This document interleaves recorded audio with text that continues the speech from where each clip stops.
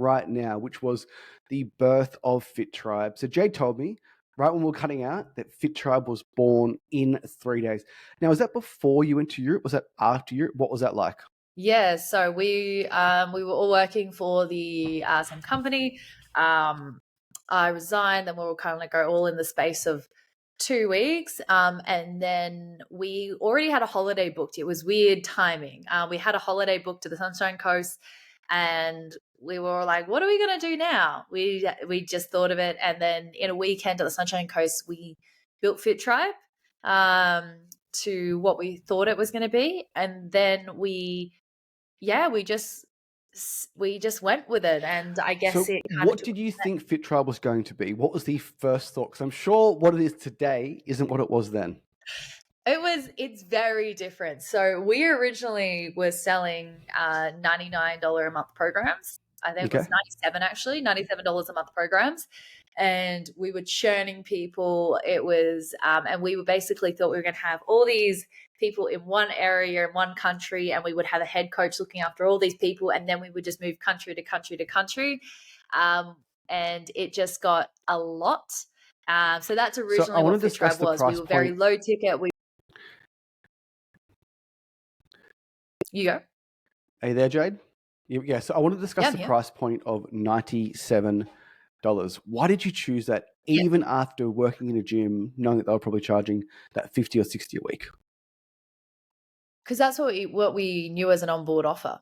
That's what we had always been exposed to as a low ticket to bring clients in, to do that. That's what we knew. That's all we knew. We had only ever worked with that price point. Um, and when that's all you know and that's all you've been exposed to, that's all you think people can Mm. pay. And when you were charging $97 a week, were you running paid ads towards that offer or were you doing organic marketing, and how were you bringing people in? So Jake's always been quite good at online marketing. So we were doing a bit of both, but our budget was maybe $10 a day, maybe if I talked about that. But it was a lot of organic reach at the start, reaching out to people we know, building up that way, and then relying on ads.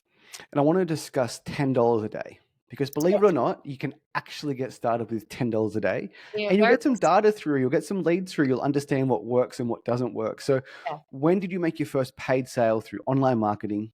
$10 a day for your $97 front end offer. probably in the first week. We're quite good at the online ads, like especially Jake having a look at that. And ours was really good. The leads that we had coming in, at first start, we'd have anywhere from 20 to 50 a week at least. That's lowballing it regarding to that one, but yeah, it was pretty good for what we were doing.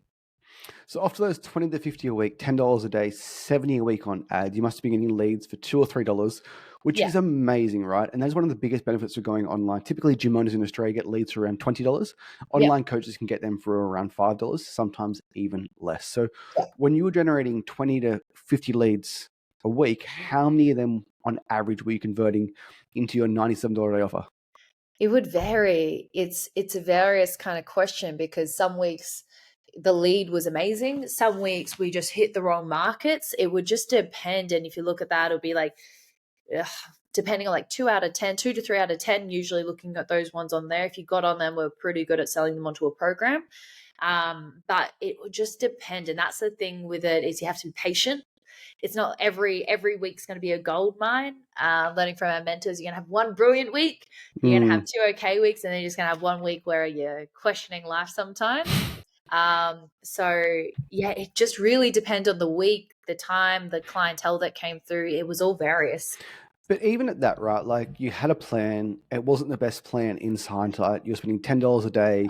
If you made one sale a week at $97, you were covering your advertising budget, Yeah. and you would convert some onto an ongoing program. So even the worst laid plan was still working, which is just inspiring to everyone out there who wants to start. You don't have to have it all figured out because every single week, every single month, every single year, you just make it better and better and better. And now, why you think Jake was a good online advertiser, I'm sure we'd all have a good laugh at his first ads.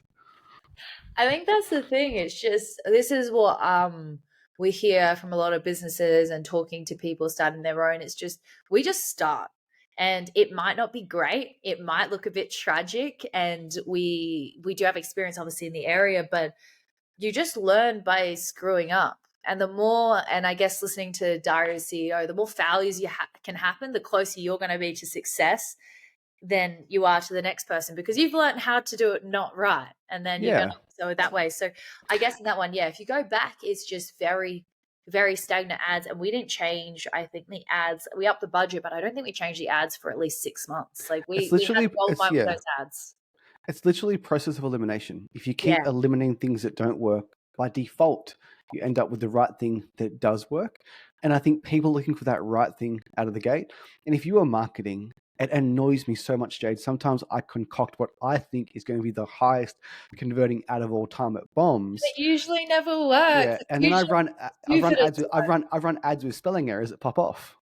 Yeah, because people like to argue that their spelling's wrong. Thank you so much. Engagement. Send it to someone Yeah. else.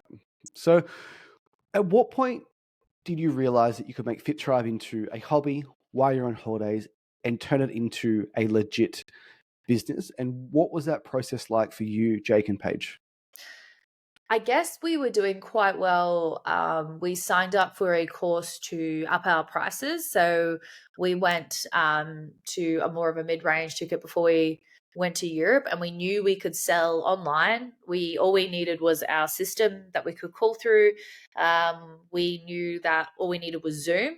And so we said, why can't we do it with anywhere? We saw Bali flights were on sale, and we said, why not? And we looked at buying a one-way ticket because Jake wanted to do a triathlon in London, and Yep. I had friends over there. I used to live in Dubai, so I had friends, and I say, why not? We'll just go and book when we want to come home. And I guess from the determination of wanting to make it work just came from us and So understand. that question, right? Like, why Yeah, not? More yeah. people need to ask themselves, why not? What's the worst Why that's going to can't why can't you run ads in the US? Why can't you run ads in New Zealand? Why can't you go after those goals that you want? And you will fail along the way. And you, by process of elimination, you get closer and closer and closer. Yeah, And we are blessed. You have Go High Level, you have Zoom, you have Facebook. You can run your business anywhere in the world. So yeah, indeed, why not? yeah, 100%. It's yeah, and I guess it's like one of those things that there will be, even though we got to quite a good point, we also came to points of questioning like what we were doing as well. So it's not always fantastic. It's not like as soon as you find something, it's going to magically work. It's going to have down points in that, and you're still going to have to tweak it, which we've definitely done as well. It's not just something that's like, oh, all of a sudden we're getting all these sales. There's going to be those points in there, and I think it's just that willing to ride those points out and understand that you just might need to tweak something or change something and be open to advice, because that's where a lot of Yeah. people go wrong, because I think they're the absolute shizzle, and that's where they crash and burn. And as we said to you, we have so much area we need to work Yeah. It really is cliche, right? Like, it is the destination, it is not the journey. Because you, Jake, and Paige will never forget the first sale that you made in an international company. on. Yeah. It I would have was been the in most Bali. satisfying sale of your life. Yeah, I was sitting, it was in Bali.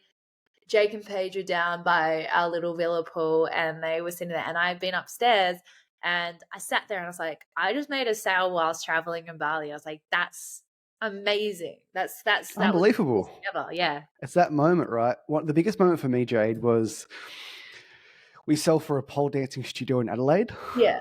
and a guy from Hawaii was selling a female pole dancing studio 28-day challenge in South Australia. Okay. And if you say that out loud to anyone not in the internet marketing space, they'd think I'm crazy. But it Yeah. happened, and it was one of the best things I've ever heard. I'll have to share with you my pole dancing trip, by the way, the 3 core principles for pole dancing. I was just hoping it's going to be you, Jamie, getting on that pole with you and Jake, and you can go do a lesson. Yeah, just making sure it's enjoyable, making sure you don't burn your thighs on the pole. Yeah.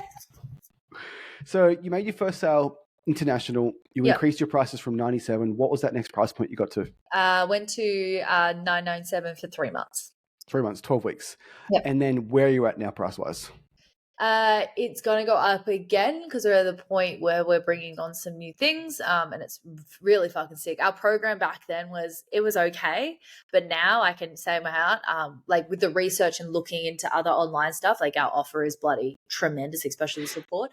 At the moment, we're at about 3.5K for a year, so it's not realistically changing the amount. It's more changing the length and time and commitment, because 3 months to re-sign them a lot is a lot sometimes. So getting more of a commitment up to them, but we're probably going to put it up again to about 4K in the next couple of months as well. So anyone starting out, they're going to hear that you're doing a 12-month program for 3,500 online, selling from a different country, and they cannot sell their ebook online for $10. Yeah. And it comes down to positioning, comes down to marketing, comes down to messaging, which is where I want to move into next, because you, Jake and Paige, you exclusively help teachers and nurses. Everything you do is designed around, we can help shift workers, we can help teachers. So how did you land on that niche? And like, I'm sure it wasn't the first one that you tried. No, that's what our joke is, because when we first started, we did a course and it was like, what's our niche? And we would change it, I think, weekly. And it's always and we got into arguments about it because we're like, we just need to choose one. But the reason why we work with nurses is because with our in-person gym, we used to work very close to the Gold Coast Hospital. So we'd have so many people come in. So we knew how to work with them. We knew the schedule. And also Jake's mum, she was a nurse for 20 years. So we understand that as well.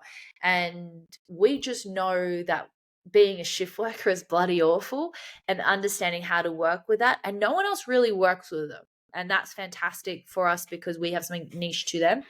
The second point of call is teachers, is because Jake's whole family are teachers. Like, it's just that valid proof that we're not just coaching someone to coach it. We're coaching someone out of experience and understanding what their goal is. And the overriding factor of why we have both those niches is they're COVID proof. And I think with a lot of niches, and it doesn't need to be something like that, but we think we've gone through it as a fitness company. Who is always employed, who is always got access to funds, who's fairly well paid, is looking at those two niches and knowing that we actually can understand where they're coming from with the overriding factors. And when we niche down on those, we got really good at what we did. Yeah. So the typical niche is I help women lose weight, which is every single online personal trainer on planet Earth. Yeah. Or it's Fitribe. We transform nurses and teachers' lives through the deepest understanding of shift work and the stress that you face on a day-to-day basis, and the requirement for your program to be easy, simple, so you can do it with your family. Yeah. And that's why it works, because everything you design, everything you write, all your ads are directed to attention, teachers, and nurses. 26-week X name challenge, as opposed to I help women lose weight. Yeah. And I love what you said about you chose your niches based out of experiences, because you had worked with them in the past. And if you work with your niche in the past, you can get super, super clear on, well, what are their struggles? Like, you understand they struggle with shift work. You understand they're tired. You understand that they have to skip meals at work. Right? It's the same reason why I work with group gym owners. I fucking own group gyms. Like, exactly. It's through experience. You understand how horrible it is sometimes and what works and what doesn't. It makes it easy. Yeah. It's a really good example, right? So like, owning a group gym, I know that there's someone in there at 6 a.m. complaining about the fucking music. It's typically my music. It was typically my music too. All my 2000s hip hop. They hated it. Oh, that's a great. But yeah, tell them to the leave. thing is, like, I can discuss that with other gym owners. You get up at 6 a.m., you're tired, you've got new people in there, your OG members complaining about your rap music. You are not in the mood to make sales calls at 7:31. Therefore, our done for you everything service may be for you. Yeah, it just works. If you can relate to them and they understand, it makes it easy. And that's why, regarding to what we do, it makes it easy for what we do, because we actually enjoy working with them and we know what they're going to say. We already know their objections half of the time. So when you were choosing your avatars and you were fighting over it, what was the worst suggestion? Who had the worst idea? Oh, it's not even the worst. We try everything. We're not one of those people that say, "Oh, your idea is done." We try, and if it fails, it's kind of like we knew, but it's going to sound. But I don't think it was anything. We never left women. We always wanted women, just for the fact is that it's to coach males. It's a lot harder online. I generally find usually you need to be ripped and you usually go that, or you got to be really funny. I think there's two definite components for males. And Jake, and unless you go Jake's triathlon, but Jake and Paige and I don't have any concerns about that. So Jake tried males, and they're easy to sell female. Just challenge their ego, and they're good to go. But it's hard to kind of get to that niche. So we were always women, but we've tried hairdressers, we've tried vets, which lawyers was pretty bad actually. We've tried female lawyers. They always want to sign the contract and go through it. No, it's just more the fact like nurses and stuff were busy, but lawyers were pretty gnarly. Like they never had time, and they were always pretty abrupt, and that's just not who we work with. We work with Mm, kind of open-ended, sassy women. That's just what we like. yeah. Um, Well, if lawyers charge 600 an hour for their time, they're not willing to give you half hour. no, Like, they're it's as simple as that. definitely not. So it's not saying they're not a good niche. It's just for what we do. Until we maybe develop a different area, it's probably not for them. But lawyers was pretty interesting. That was an interesting one. We've had some others. I can't even remember. There's been a lot. Yeah. So when you're an online coach and you're trying to work out who that you want to work with, who is your niche, Yeah. what's your advice to someone starting out who has no idea who they want to help or who they can even help? Train you. Train the person you were. So if you've got I always believe someone who is doing online fitness, you shouldn't just do it. I believe you should either have gone from somewhere and have experience, obviously, in the fitness industry, because that's who you are. So for me, if I was starting, I would do postpartum mums that want to lose the baby weight in 3 months. If I was to do it by myself and start again, because I've done it. I know what it's like. I've got the valid proof. So when someone comes to me with an excuse or an objection, I go, "Well, I've done it. What do you mean?" They're like, "I don't have time." I'm like, "I don't have time either. I've got a screaming 4-month-old that's going nuts down the end of the room." Like, I think Mm, from that one, so if it's like a male or a female, you look at where you come to. If you want to build muscle, lose weight, run, that will get you genuine results, because all you need, I think, is that you need 1,000 adoring fans. And depending on your price points, it could be 20 fans, it could be 300 fans. But all you need is fans. And if you have a niche that you're passionate about that you've done, you're going to be able to sell, because yeah. it's what you've done. So that would be my advice. And that will work for anyone that would do it. Yeah. It's Gary Vee's model, right? Document, don't create. Just document your journey of Yeah. losing weight after having Elijah. Yeah. 100%. And what you said then is mind blowing in regards to the high ticket prices online. For example, you charge $2,000. You need 50 clients for the entire year to have a $100,000 business. Yeah. 50 clients, one per week. Yeah. If 100%. you reach out to 100 people a week, do you think you're going to get one? If you It's do that for wild. 52 Hey. weeks, you're going to Yeah. have a $100,000 business. No, And 100%. people want 10,000, 20,000, 30,000, 40,000 followers. Like what you said is so important. If you have 1,000 fans, it will change your life. 100%. Like, our social media is terrible. Like, it's good. Like, we're very up and down with it. But that's the thing. People think you need to have a social standing. You need to be the Tammy Hembros, or you need to be the Chelsea Wells. You need to have this massive following to be successful. Where our following, I think we've got 3,244. Like, our Yeah, social and it's a media is, multi six figure business, right? Multi six figure business, a yeah. few thousand followers. At our Cardiff gym, we literally had more members than followers. 100%. It's like it doesn't. People don't care about if you're giving good service and you're passionate about what you do. It doesn't matter, because social media these days, I think people are a bit over it sometimes. I think it's important. Don't get me wrong. I think ours is just terrible because we're lazy at it. These are areas we're working on it. But 100%, I think if you just love the area that you're talking about, you'll never get bored of talking about Yeah. it. It's just prioritizing what's important in your online business, like generating leads, number one, Yeah. nurturing those leads, selling those leads, and delivering to those leads. They are the four things you should focus on. And then your content should be the fifth one. Yeah. But the majority of online coaches just pour so much time into their content, they'll go out and buy a $3,000 camera as opposed to investing into ads, 100%. right? Like just start with your iPhone Yeah. 100. iPhones are and great. prioritize. And it's at the end of the day, it's like, yeah, you might get 10,000 views per reel, but like, who cares? Like, it doesn't. And who It's not and who paying are those groceries. and who are those people? I don't know where it's going. Is it even real? Exactly. It's Fazoo. But yeah, so yeah, 100%. It's those areas to work on. Yeah, I can tell you from experience, the most successful online coaches in Australia, you don't know who they are. No, I had a lady the other day, and she joined us, and she told me this name. I had never heard of him. Like, in my life, I can't even remember it. I told you about when we did 15 grand for the year. And I was like, I have never heard of this guy before. And it's just, and that's the thing, like the 4%, all those people, they don't even have an Instagram, I don't think. So it's like, it's one of those things where I just don't think it matters. If you're good at what you do, you'll be fine at it. Yeah, they just absolutely dialed in their avatar They dialed in their messaging. How do they speak to that person? They've dialed in how do they get leads at a good price? They've dialed in how to acquire clients profitably.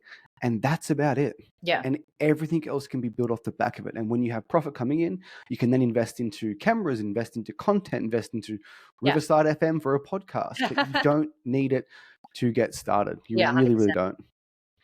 So Jayde, what is the future of Fitribe, and how do you take it from 6 figures to 7 figures? And what is your 3 to 5 year plan for Fitribe? I guess it's what we learned is our North Star. So we have a very good business mentor and he is fantastic. And it's about not doing too much. And I think this was the problem. Fitribe, we are very good at setting massive goals, very like too good sometimes. So we talk about live events, we talk about white label, we talk about all these things.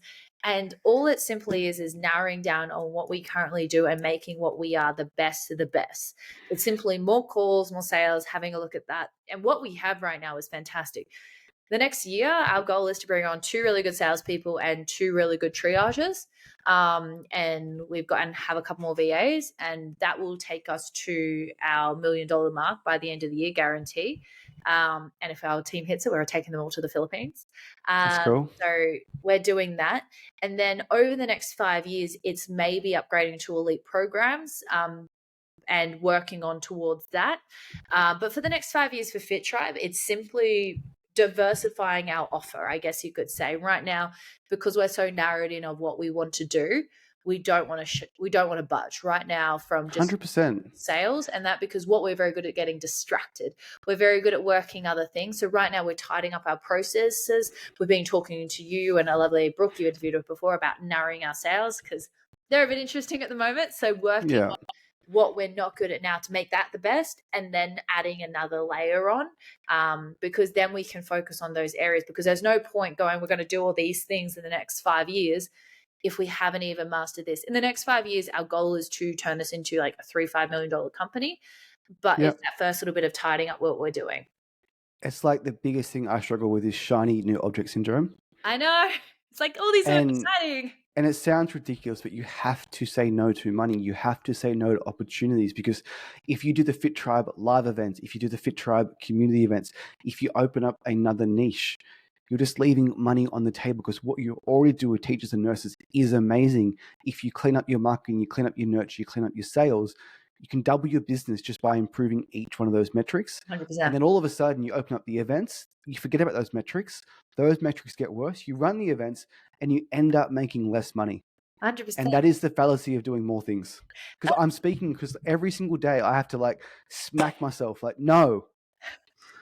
I think that's the thing. We jump on our weekly meetings and it's now about what can we do to make what we do the best and tidy those areas up, because we're doing so many things and it's just messy sometimes. Whereas if we can narrow down on that and really build for the next even like 6 months to a year and double down and make that the best, everything else will blossom, because it's just about filling in those funnels, making sure they're tight, working, and then adding things on there to make that next level of growth incredible, because we've got some fantastic ideas. The future funnel is full, but we need to get the current funnel to, I guess, optimum before we reach those other levels.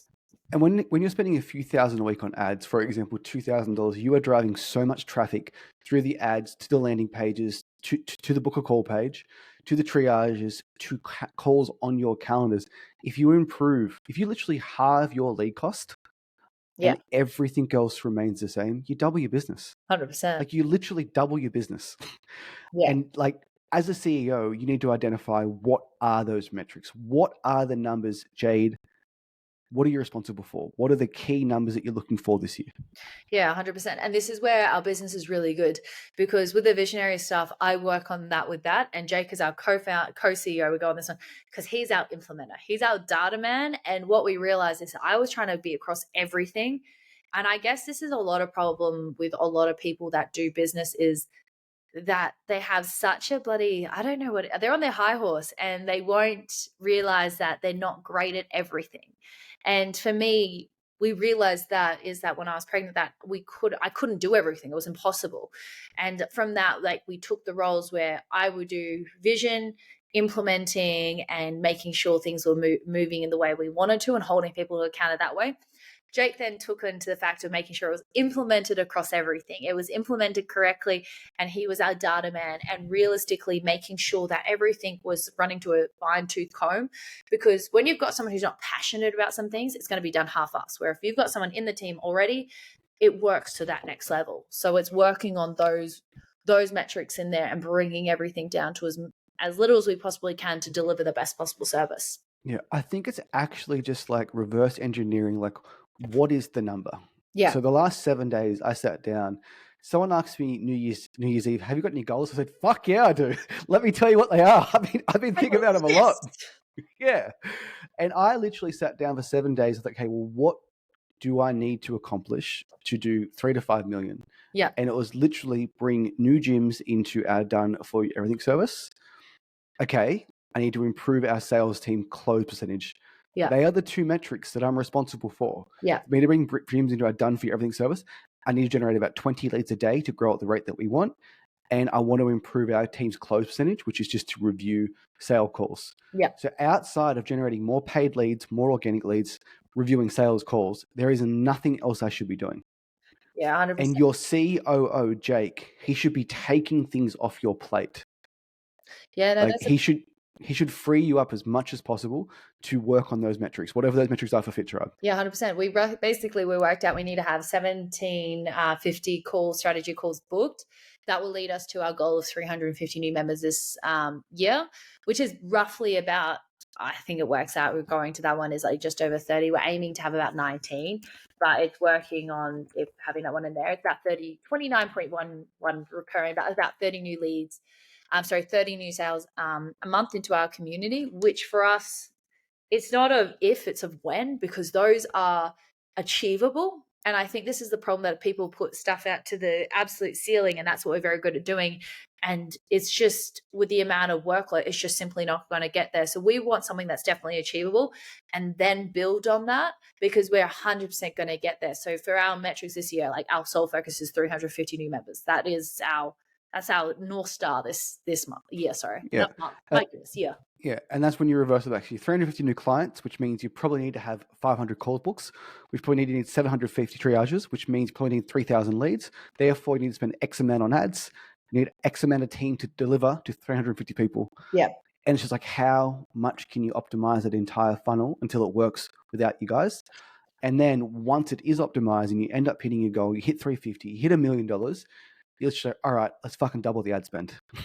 It works in that. And I think the advice from our mentor, Charlie, is incredible. He goes, reevaluate. And this is really important, because you can get to a point and go, you're actually having a really good life. And yes, you could potentially earn X, X, X, X and go from that one. And it's always that point goes, when is enough enough? Because so many people, they keep doubling and they keep doubling. And then realistically, they're still making as much profit as they were at that first stop point. And I guess it's looking at that vision of, as a business, what legacy you're leaving, where do you want to get to, and what lifestyle do you want to lead, and being surrounded by those right people, because you can evaluate those goals. And when we get to that consistent 83,000 consistently coming in every single month, it's then looking at, okay, is this enough for us? Is this where we want to be as a team, or are you unhappy? Is there something else you want to do? And it's that open communication with our team, which we value ourselves for, because otherwise it gets in a horrible circle and you keep grinding and keep building, and then it's never that appreciation of, look at bloody where we are. We're earning what we would in a month, what people wouldn't even earn in a year sometimes. So it's looking at that as well, I think, as a team. It's a great quote. Like, you have what you dreamt of 3 years ago. Yeah, 100%. And now it's not enough.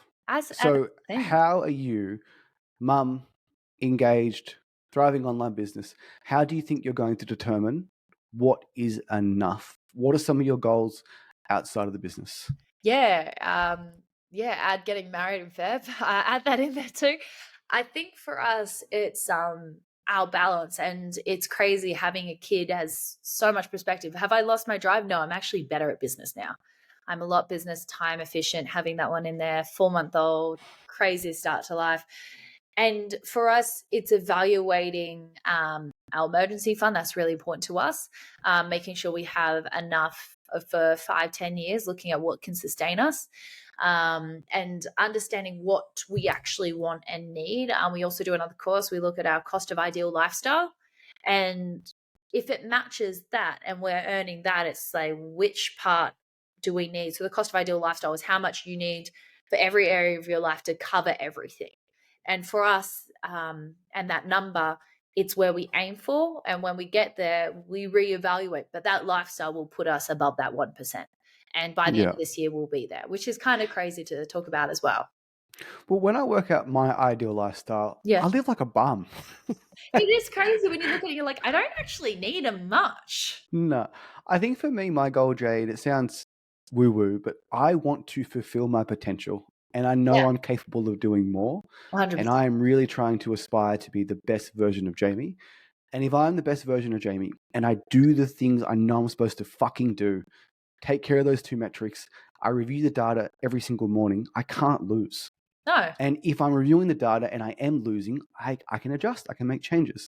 But it's like everyone says it's not about the money. It really is about the destination. And I just cannot wait until we're selling people in the US, in Canada, in UK while I'm sleeping, because that will be one of those fucking why not moments. it's I think it's one of those things, and outside of the business as well, because sometimes you can lose sight of, I guess, like a life outside that, which Jake and I definitely did, like establishing goals that may necessarily help your business as well. Like I've signed up to the marathon, we're doing that one, we're working on our relationship as well, which is super important, having that at a pinnacle, because as happy as you can be with a successful business, if you've got no good friends and no one around you, it's bloody depressing at the same time.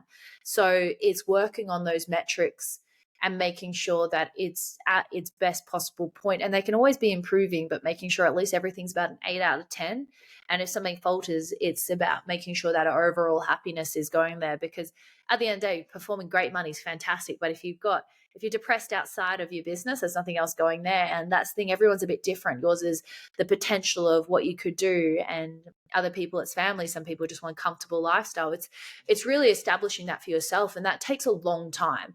Like Yeah. it The last 7 days, that's all I've been thinking about. It's not just, you can't answer that question when someone asks you. you can't. It changes all the time, and I think year by year it changes. Like when you have a child, you'll have a look at that one, and then potentially it changes again. It shapes you. It changes, and I think it doesn't make. I'm more hungry for what we do right now because I've got a little person that looks at me and smiles at me like I'm their entire existence, and it makes you show up better. And I think it's reviewing that, and also not being afraid to change your opinion or your goals or Yeah, you those change. things. Yeah, you change as you Yeah. get older, which is kind of cool. And having supportive people around you is super cool too. There's one thing I can talk on, Jade. It is being in a business partnership with someone who is near and dear to my heart. My best friend, Mitch from high school, friend since 2006. Yeah. We talk for endless hours every single day. Yeah. How do you manage, we'll start with Paige, being in business with your best friend, Paige? Yeah. Is it turbulent? Is it easy? How do you navigate that relationship? One of the things I often get told is like, oh, all you and Mitch do is talk about work. That's what we want to fucking talk about. Leave us alone. like 100%. I think I'm very lucky. I'm extremely lucky. There's only been a few couple of doozies that go along, but it happens, right? And if you've got a good relationship with someone, you're not afraid to tell them your opinion. Um, we're growing, we're both strong personalities, have a look at that. But the way we got really good at our business, we separated what we did. So because if you're, and I know you have the same thing, is if you step on people's toes and it's like, well, I'm meant to be doing this and you're not doing this, and it gets messy. We have a fantastic relationship with Paige. We literally traveled Europe together. And I love her so much as a person, as a friend.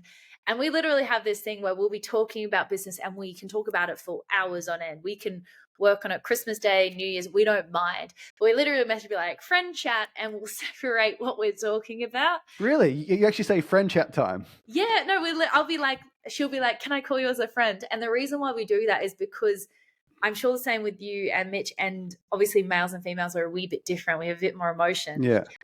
It's to know what type of person to be there for. And it sounds weird, but literally be like friend chat or something like that, so Yeah. that it's not Well, going to be to the business. yeah. It's not going to remind her to do something, or be like, at the end of the call, we'll be like, did you actually do this? And we might. Yeah. Well, I've consciously, I've had to remember to, Mitch is a dad now. right? So Darby is a massive part of his life, and Yeah. it's not tricky for me, but I have to, okay, like this is friend Jamie. We're talking about Darby and Kate and fatherhood, Yeah. and then like we'll hang up 5 minutes later. Did you call that person? Be like, Paige, you've got 20 replies. Are you going to respond to them today? Yeah, I think it's that it comes at a time. We've been doing this for 2 years in Feb/March. And it's just about understanding that if you are going to work with these people, you need to make sure you can have difficult conversations, because so many people come into business and they think it's going to be marvelous and like, I've got my best friend and that's great. You need to know that you can tell them what to do. They can tell you what to do, and understand it's very different dynamic. But our business is sick because I literally get to travel with my best friends. I'm with my partner Jake for 24/7, and we're gross. We love each other, but we love being in each other's space for that period of time. Very few couples like doing that. But before you ever come into a conversation or you start a business with people that you need to be able to trust them. And I guess Paige and Jake, our relationship works really well. We started working as a team, and our friendship has yeah. formed over those, I guess, 4 or 5 years now. It wasn't just like, oh, we were friends and started. You were very different style with Mitch.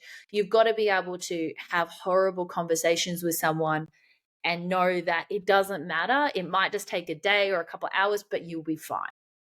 I think me and Mitch, we just loved partying and traveling so much. Yes. We lived in Canada for 12 months, and like we cannot go back to the 9 to 5 life. Like, how can we figure this out together? And Exactly. then we both love fitness, and then we started the boot camp, started the gym, started online, started 7 gyms. Now we've got fitness, business consulting, and the 2 gyms. But Yeah. it is just having hard conversations. It is what you said before about what is the North Star. Yeah. And I think when business partnerships fail is if your North Star is 10 million and Paige's is 1 million, Yeah. she's probably not going to do those 20 replies on Boxing Day when that's what you would expect. 100%. So do you have that North Star conversation with Jake and Paige, and do you readjust your goals? Or Constantly. We always have this joke, and I hope Paige watches this, because we always joke. When she first started this, she's like, I would love to open up an in-person gym. She's like, that's what she kept saying for the first year. And we're like, Paige, we've done this. We know how hard an in-person gym is. We know it's 4 a.m. to 9 p.m. We know how hard it is. But for her, it wasn't like she was going to do it right away. It was more of a long-term goal, and that's what she wanted to get back into. But as she's more done this and seen and aligned, she's realized that was stupid. But it's one of those things in there where it's like, you might have different opinions about things, but if your overriding factor is you have one big goal and what happens in between that can go there, it's very clear. But we talk about our goals weekly. And this is the same thing personally with Jake and I. We talk about our relationship goals weekly too, because we work together, we're with each other 24/7, we're in each other's space, it can get fidgety. So it's like, you got to understand and be super clear on that. We all know our goal is 350 members, 1,750 strap calls booked this year. And what happens in between that is up to us. So yeah, it's one of my favorite quotes: be stubborn on the vision, flexible on the details. In 3 months' time, you might abolish strap calls and go straight to inbound calls. Yeah. But the North Star remains the same, which is 350 new clients now 100%. for Fitribe. One thing I've noticed with Mitch and I struggle with it, is when we're hanging out with other people outside of the business, we have to talk about the business. but we have to okay, no talk about this. And I actually and then the person will go to the bathroom. I'm like, and they come back. All right. I think this is where Mentor comes in is, and we're looking at settling, because we actually travel quite a lot still. We're in Canberra at the moment. Don't know why people are in Canberra, but we're here to experience it. But it's understanding, I guess, where it's going to settle to and being around the right people. So then you can talk about it, because when we went to lunch with you, it was exciting. We got home and we worked because we were like, these people are doing that. Like, we could also be doing that, and reevaluating what we're doing. So where we're living, we're really looking about a really good area. So we're going to be around the right type of people that we want to establish ourselves with.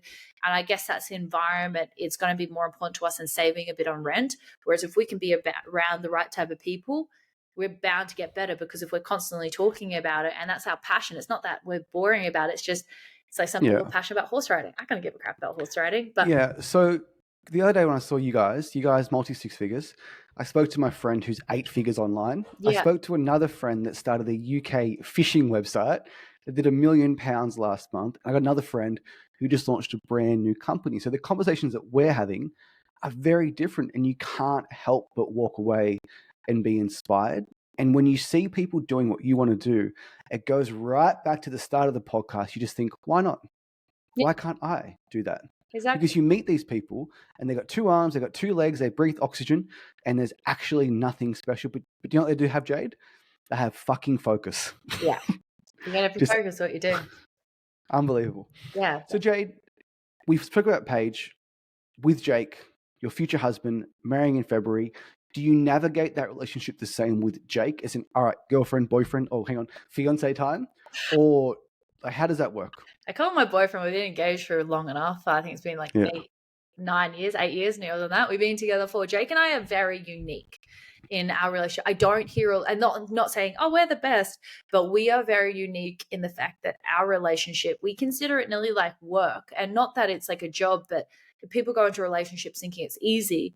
It's not. So with what we do, we balance working with each other 24/7, having a baby at home with us all the time, and then working. And so having a relationship, it's a very rare case, but we genuinely love, and I think it's the foundation. We love being with each other 24/7. If we're going out, we want to make sure we can go to dinner together. We just like, and I think the longest we've been away is like 2 or 3 hours in the last couple of years. It's one of those things we love being around it. And I think the beautiful thing, we're so different, we bring it together. And how we vary that is we make sure we do like family time in the morning. We make sure we do that, and we go, it's family time, phone away. Jake's really bad at having his phone, and so am I, just for our nature. And it's fine. It's in my hand right now. Oh, my screen time is disgusting. Yeah. But it's looking at those things on there. And I guess we schedule date nights. We realistically make it a priority. Every Sunday we go to a cafe, we do our goals, just what we like to do. It's probably talking about business, but if that's what makes our relationship powerful and meaningful, and we've got the same end goal and that North Star, not just for business, but for our relationship, like our big goal this year is to finally get married and not reschedule it and go on our honeymoon, and make sure we schedule in those weekly dates, and also schedule in as well that time for us. It can't fail. The reason why I think a lot of relationships fail, and something Jake and I are very much looking into, is talking about relationships with people, is because they don't have their North Star for them, and they're going 100% like this. And if you're going to be with someone for 11 years next year with Jake, I've gone from being 18 and I will be 29 next year.